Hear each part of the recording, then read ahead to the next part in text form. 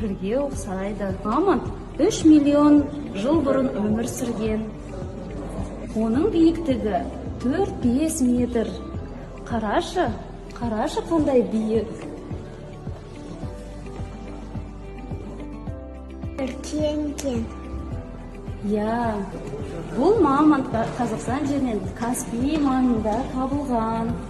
Анашым, үлкен рахмет. Үлкен рахмет емес, көп рахмет деп айтамыз.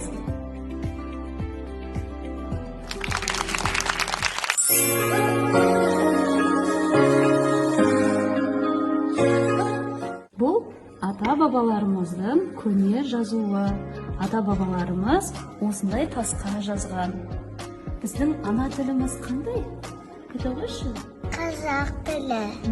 Сен қандай тақпақ білесің қазақ тілін?